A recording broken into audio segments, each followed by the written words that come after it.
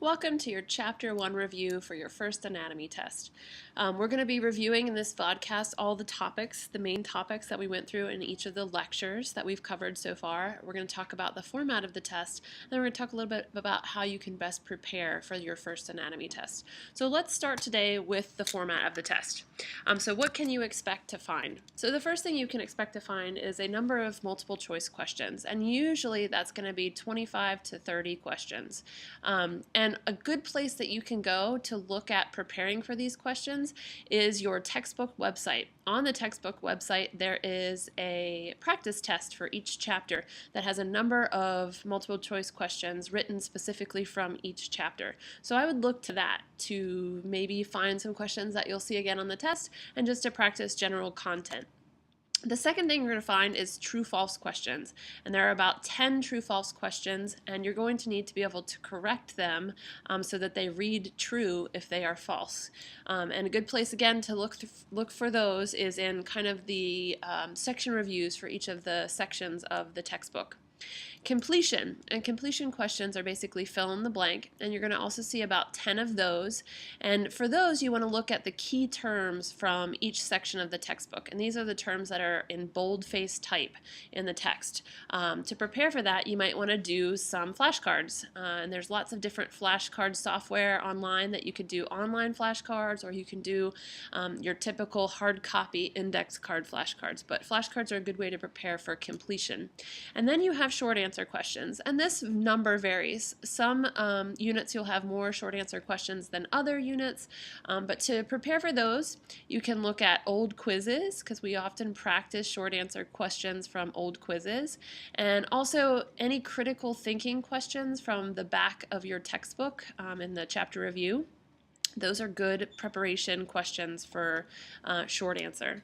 And then lastly, any diagrams. So diagrams is a big one. If we're given any diagram to fill out or label while we've gone through the unit, chances are you may see it again. So for this particular test, you want to pay very close attention to that diagram on page 25 of all of your regional anatomy terms. Umbilical, popliteal, femoral, all of those. You need to know at least 30 of those. And again, another place that you can review those is your old quiz, which you should get back today. So all of those things are good ways to prepare for this particular formatted anatomy test. All right, so let's start into the topics. So first, let's start with anatomy and physiology. What are those things? So anatomy is basically the structure of any body part. So what that body part looks like and how it's made up. So structure. And anatomy literally means to cut up. So to cut. So one of the basic ways that we found out about the anatomy of structures in the body historically was to cut up and cut open bodies. So dissection was the primary tool for learning about anatomy. And because we've done so many dissections over the year, this particular field of anatomy isn't growing quite as much as physiology. And physiology is the function of the body and how the body actually works. So this is function. And when we say function, we're meaning the jobs of things. So how the heart does what it does, how it beats, versus in anatomical terms, what it looks like. So the job. And in biology, anatomy and physiology are so closely related because we have this understanding in biology that form equals function. And what that means is that the shape of something helps that thing do its job better. And to give you two examples of that, if we look down here at this mosquito and we look at its proboscis here, its mouthpiece, we see that it's shaped very much like a dagger or a knife. And because of its shape, because of its form, its ability to pierce the skin is much better. So it's able to do its job better, its function better because of the way it's shaped or its form.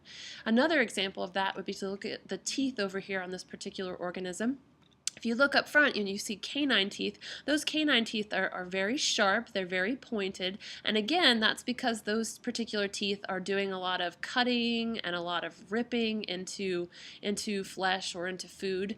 And then if you look in the back, you start to see teeth that are more flat on the top, and they meet together in more flatter surfaces. And that's because those teeth, their job or their function is more for grinding.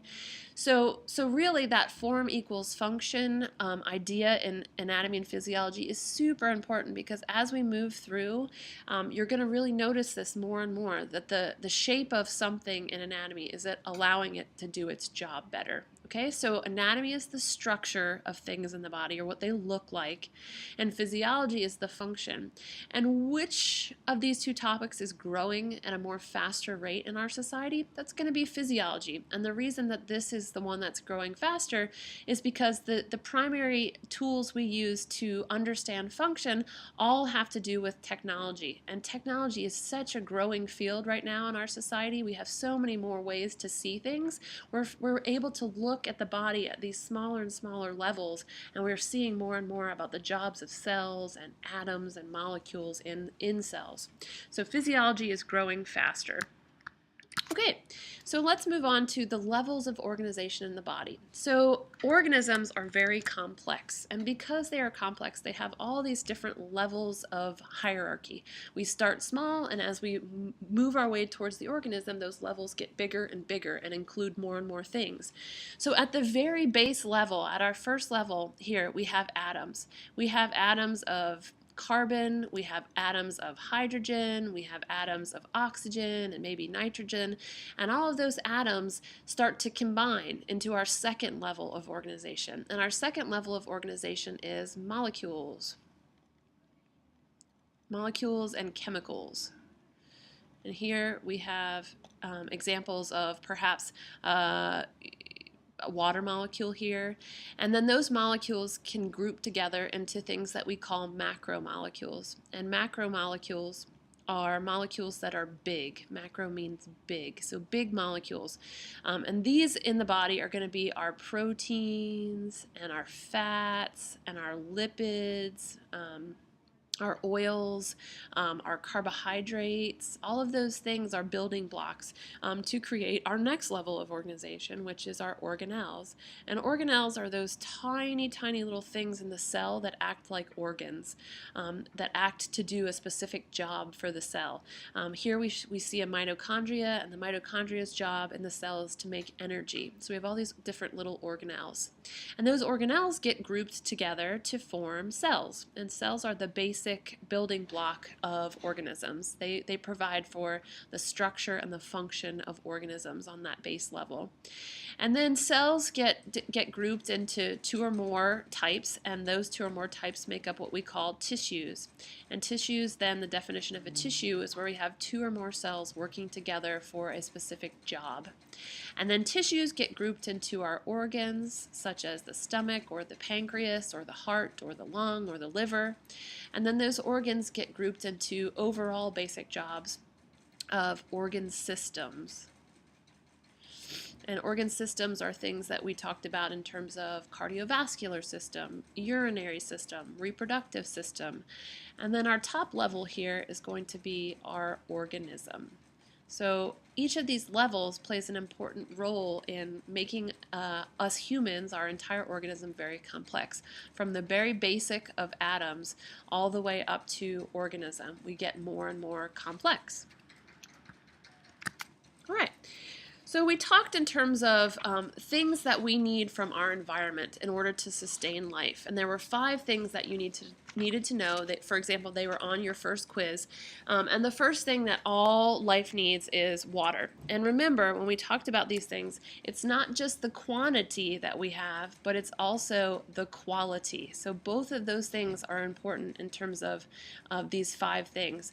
We could have a lot of water, but if it's bad water, it's not going to sustain life.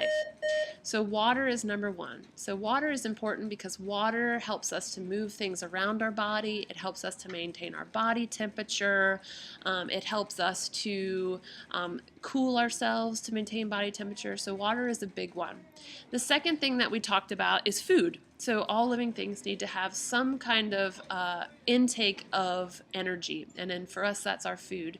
We take that food, we break it down into those small molecules, and then we use those molecules to build new things in our body. The next one was oxygen. We all need oxygen, and oxygen is important because oxygen acts to help us burn our food or fuel. So it helps to burn fuel. Food is our fuel, and water helps us to move things around and maintain body temp. All right, and then the next thing that we needed was heat. So in order for us to do all of our chemical reactions, we need to have a constant body temperature. And for us, that's right around 98.6. But that heat allows us to do lots of different things. It keeps our metabolic rate constant. So it helps our metabolism function. And thankfully, it's a byproduct that we create through a lot of our chemical reactions. And the last thing we need is pressure. And we talked about hydrostatic pressure, and hydrostatic pressure is the pressure that is needed for us to be able to move blood through our blood vessels. So it's created by our heart, and it helps us to pump things around. And atmospheric pressure is something that we humans are also very susceptible to. Because atmospheric pressure dictates how much oxygen we have available to us. And we know that since oxygen is one of our requirements, we need to have enough of it, and the quality has to be good. So where we are in our atmosphere plays a big role in how our metabolism and our energy is being consumed and used and created. If we're on the top of Mount Everest and that atmospheric pressure is changed, it affects us. Just as equally as if we were really deep into the ocean, that atmospheric pressure could be so great that it would crush us. So we have to maintain a certain atmospheric pressure as well. Okay, so those are those 5 things that we need from our environment. The next thing that we talked about is the idea of homeostasis. And homeostasis is big. It's one of those really important properties of life. Homeostasis is basically the maintenance of stable internal environment. And what does that mean? It means that all of the things that are happening in our body to keep us alive are happening at a stable rate. And it can involve lots of different aspects of the body. It can be with body temperature, it can be with blood pressure, it could be with heart rate, it could be with stomach acid production. So all of those things are maintaining that overall stability in our body. And where we need to be for each of those things I just mentioned, for our blood pressure, for our body temperature, for our heart rate, all of those things have what we call a set point, or basically what the normal is for each of us in terms of those things. So let's talk about some specific set points. We know that the set point for our body temperature is at 98.6. We know that the set point for our respirations is going to be anywhere between like 45 to 65 usually. So all of those things are set points or a range of values where we are stable, where we are maintaining that stability in our body, that homeostasis. Everybody has a different normal, so that's usually why it's a range of values and not one particular value. But our body works to keep us at that set point. And the way that our body works to keep us at that set point is by our metabolism. So our metabolism is what is all those chemical reactions in our body that are working to give us energy. And that energy is then what allows us to do our maintaining of our stable internal state. So metabolism and homeostasis are a cycle. Metabolism gives energy to homeostasis, and then homeostasis provides stability for all of the rest of our chemical reactions of metabolism. So when we talked about how this actual stable internal environment is maintained, we talked about our homeostatic feedback mechanisms. So homeostatic feedback loops. And we talked about the fact that there are 2.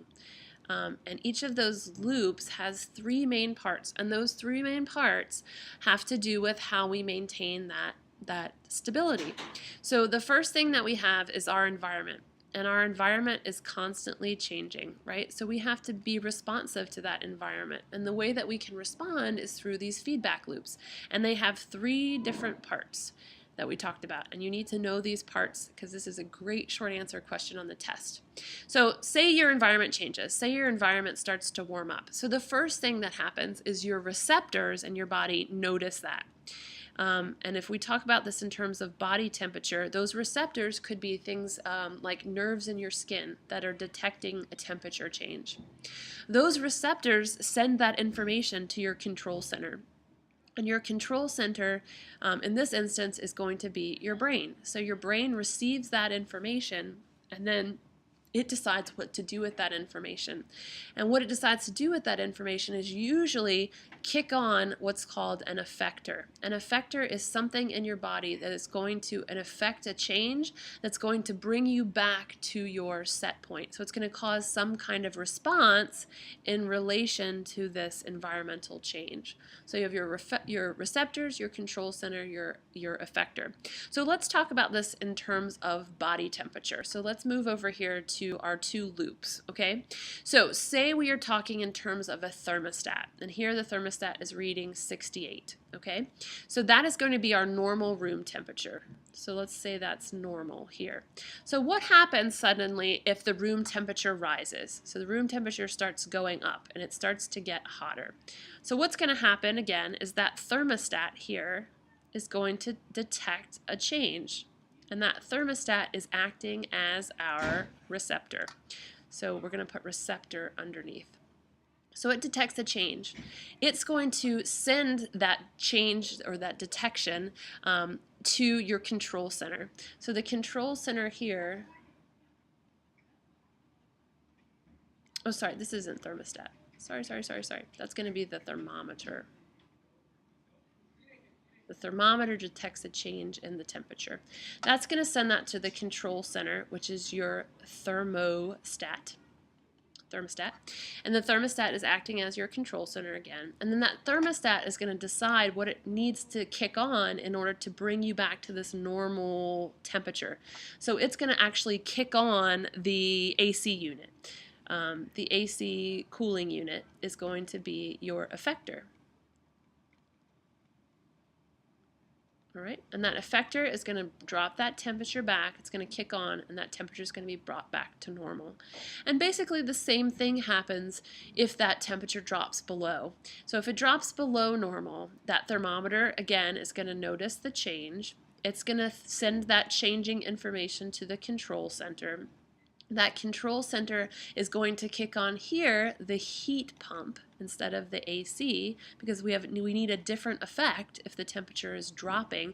That heat pump is going to warm that air back up to our normal temperature. Okay, so that is an example of how those three parts of a homeostatic mechanism or loop, feedback loop, work together to cause changes in the body. So let's talk about our two types of feedback. So we have positive feedback and we have negative feedback loops. So positive is going to be over here and negative is over here. They have a couple things in common. So they're both working to sustain life in the body. They both have three parts, and those three parts again are the receptor, the effector, and the control center. Okay, but they have some differences. So we're going to start on the right-hand side here with negative. So negative is called negative because it's working to bring you back to your set point. And this is basically all of the things in the body that are working to maintain your constant homeostasis. So we're going to put homeostasis underneath of this one. And these are all long-term processes that are happening all the time. So we're going to put long-term. So they're constantly happening all day, all night. 24/7. So I'm going to put 24/7 here. And they are also bringing you back to a non-chaotic state. So they are working for stability in the body. Okay, so examples of this are maintaining temperature, maintaining blood pressure, maintaining respiration, BP, respiration rate, all of those things that are happening all the time. Now, positive is a little different. It's working to take you away from your set point. So you're moving away from the normal. And because you're moving away from the normal, you are getting more chaotic. So there's more chaos in the body. And when that happens, you only want that to happen for a very short time in the body. If you move towards chaos for a long time, your body's going to shut down. So this is happening in short bursts and very infrequently in the body. So more chaos, short term, it's moving you away from your set point. And it's things like childbirth and blood clotting are the two examples we talked about in class. So I would know this particular question. You've seen it on a quiz now. We've practiced it once. You may see it again on the test. So be able to understand this Venn diagram. All right, last thing we need to talk about before body systems is organization of the body. So how's the body organized? So inside the body, we have all these spaces that are kind of divided into what we call cavities. And we have two overall big cavities. We have a dorsal cavity, and sorry, that's a typo, and two, we have a ventral cavity. And remember, dorsal means back. Think about like the dorsal fin on a dolphin, and ventral means front. So under the dorsal cavity, we can break that down into two. We have the cranial here on the back, and we have the vertebral down the back side. And so the cranial cavity is going to contain the brain, and the vertebral is going to contain the spinal cord. So that's pretty easy to remember, pretty easy stuff. And then in our ventral body cavity, we can divide that into two. We have the thoracic, otherwise known as the chest cavity, and then we have the abdominopelvic, which can really be split into two, the abdominal and the pelvic. And let's talk just briefly about where each of these are. So this here is the thoracic cavity, okay? And then here is our abdominal cavity, the blue, and then the green down here is our pelvic cavity. So what kind of organs can we find in our chest cavity? So the chest cavity is going to contain things like your lungs and your heart. Those are the big two. And then your abdominal cavity is going to have things like your stomach and your pancreas and your kidneys. And then when we get down here into your pelvic cavity, that's going to be all your reproductive organs and your bladder. So those are the big organs found in each cavity.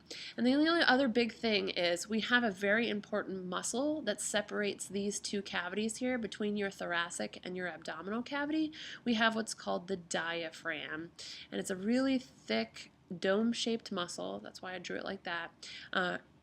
That is helping you to breathe, that's helping to move that chest cavity, that thoracic cavity in and out so that you can take in your breaths. All right, so let's talk about anatomical terms. So first you need to know relative positional terms. So those are things like superior and inferior. So let's just run through each of them really quickly. First, you need to know what anatomical position is. An anatomical position, again, is when the body is standing erect, facing forward, and the palms are also facing forward. So thumbs are out to the side. Okay, so that's anatomical position. And whenever we talk about things in relation to one another, we assume that the body is put in anatomical position. So first we have superior and inferior, and really that means top and bottom. Okay, so here we were talking about the top. We could say the head is superior to the feet, or we could flip that around and say the feet are inferior to the head.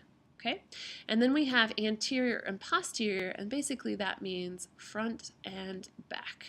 Okay, so we could say the belly button is anterior to your gluteal muscles, or we could flip that around and we could say the gluteal muscles are posterior to your belly button.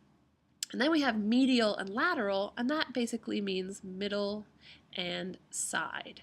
And we could say here that your nose is medial to your ears, or we could flip that around again and say your ears are medial to your nose or lateral to your nose, or we could say your eyes are medial to your ears.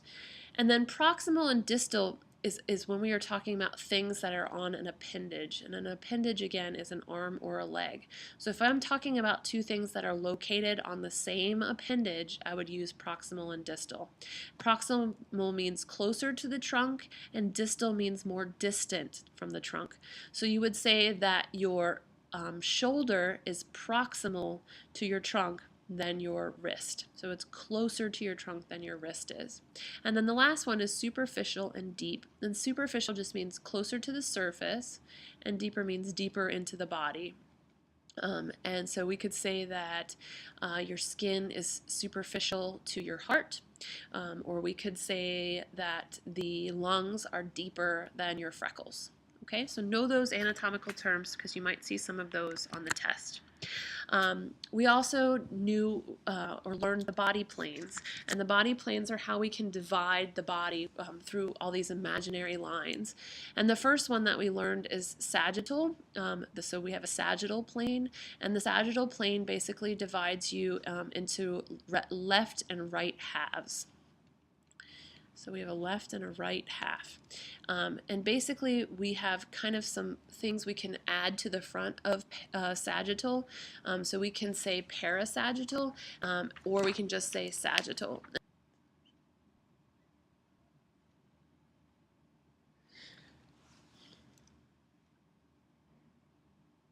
Parasagittal is when we are dividing the body into unequal halves, and mid-sagittal, or just sagittal, is where we are dividing the body into equal left and right halves. So straight down the middle would be a mid-sagittal or sagittal, and if I'm drawing a line slightly off to the side, then we are talking about parasagittal.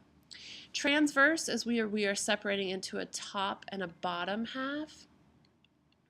So we can draw a line through her here, or lower through the middle, so top and bottom half. And then a frontal section is where we have a front and a back half. So if I was taking and making a line straight through here all the way down, I would have a front and a back half. Okay, so know those three body planes. And then here we have our guy. So I'm not going to go over each of these, but again, you should look at your quiz. You need to know at least 30 of your regional body terms. And I would start with the ones that you know, the ones that are used more commonly in everyday language, like nasal, like pectoral, like femoral, palmar, pedal for foot, plantar, digital. So start with the ones that you know straight off the bat, because those are going to be the easiest to remember, and then learn the 5 or 10 or 15 ones that you need to refresh and really learn that aren't things that you might be able to figure out from their context. Okay, so that's on page 25 in your textbook. So spend some time with that this weekend and get to know that real well, because that's an easy 30 points on your test. All right, and then we're just going to briefly run through each of the systems.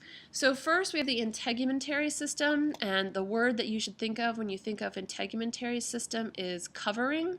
So it is basically doing all the covering of the body. So its major functions are covering, protection. It's also kind of working to make you vitamin D, because your skin helps to create your vitamin D in your body, but really protection and covering are the big two. The major structures of the integumentary system are your skin, your hair, your nails, the glands that are found in your skin, and that's your oil glands and your sweat glands. And the way it works to maintain your homeostasis is through all the oil and the sweat glands that are working as effectors in your homeostatic feedback loops. So if your body, for example, is getting the message that it's hot, those sweat glands kick in to cool your body off. Okay? So that's the integumentary system. The skeletal system, big word here, is support. because all of those bones in your body are working to give you your posture, working to hold you up. That's what allows your muscles to attach.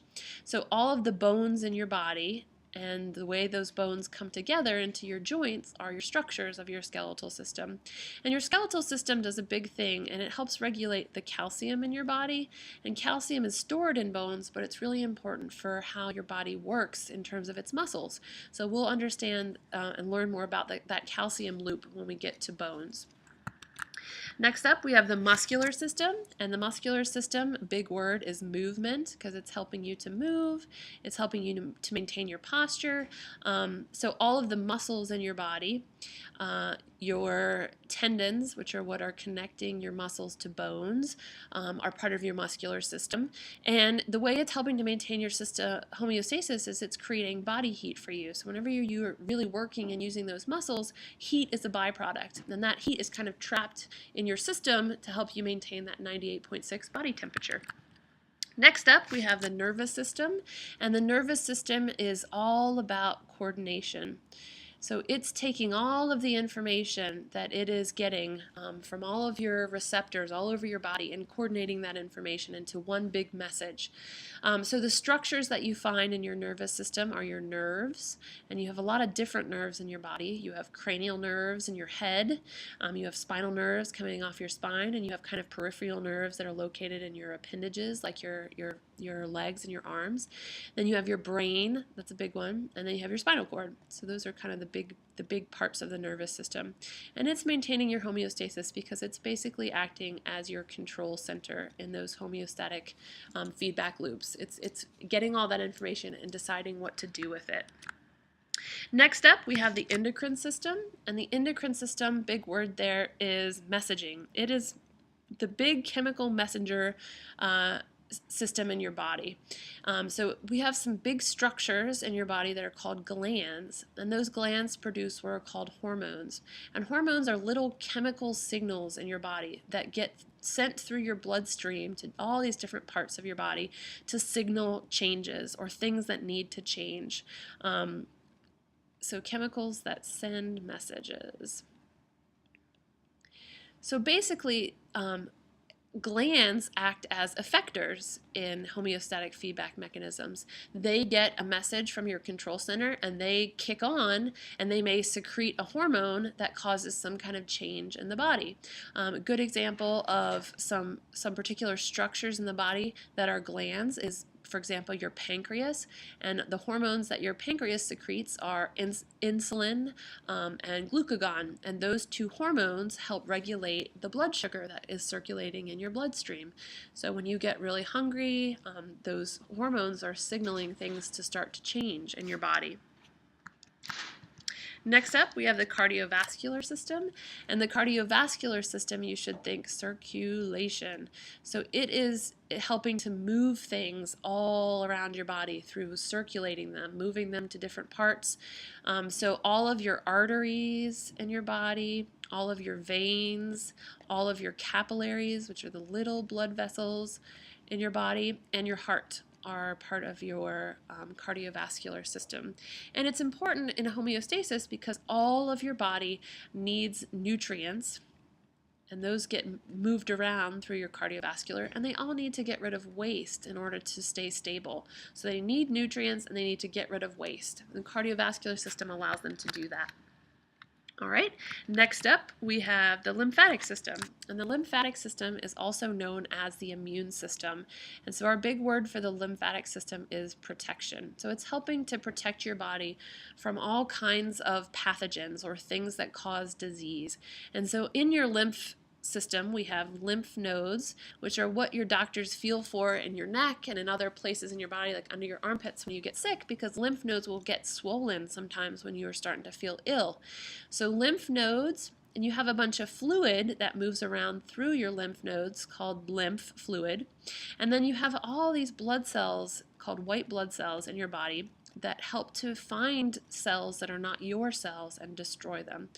And they are basically the soldiers of your body. They are keeping you safe and making sure that bacteria and viruses are not going to make you sick. And so homeostasis here, this is really protecting your body from disease. And if your body was diseased, it's not going to be able to maintain its homeostasis. Then we have the digestive system. And the digestive system, we're going to think of absorption. And absorption of all kinds of building blocks. So you take in food through your mouth, and it passes to your stomach, and then through your stomach to your intestines, and then your rectum, and all along the way, from that food, we are breaking down and absorbing building blocks. Building blocks are chemicals from your food that we will use in our bodies to do other things. So homeostasis is really important in your digestive system because it's giving you all the building blocks that you need to build things in your body for you. Then we have our respiratory system. So respiratory system, we're going to think of oxygen, and we need oxygen in the body because if you remember, oxygen in the body, it helps us burn our fuel. So we take in oxygen through our mouth, it goes to our lungs, and then the lungs help move that oxygen to other parts of the body through the bloodstream. And it really helps us to maintain our homeostasis because without oxygen to get that fuel burning, we would never be able to release all the energy from our food. Urinary system is a big one. So big word for urinary system is waste. So urinary system helps us remove the waste from our body. It helps us get rid of excess amounts of toxic things that if we're left to build up in our body might hurt us. So here we're talking about our kidneys, and we're talking about our bladder, and we're talking about our rectum. And so we are removing waste, and that's helping us to make sure that we are at normal, good levels of other things in our body, and we don't have a buildup of waste that could otherwise hurt our bodies. And then lastly, we have our reproductive system. And reproductive system, easy, we're going to think of reproduction, and reproduction is necessary so that we have more of our own species. And here we have all of our reproductive structures that are found in our pelvic regions. They're different for men and women, and really the reproductive structures are not really doing anything with homeostasis. They don't help to maintain any stability in our body. They are solely used to make more of our own kind. So really they don't contribute to homeostasis, and it's the only system that doesn't contribute to homeostasis directly.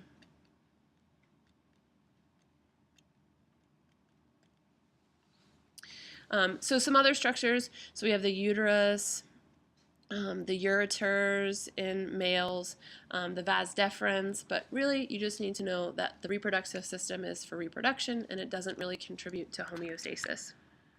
All right, so we're done. Good luck in your review. Email me over the weekend if you have any questions, and I will see you next week for your test.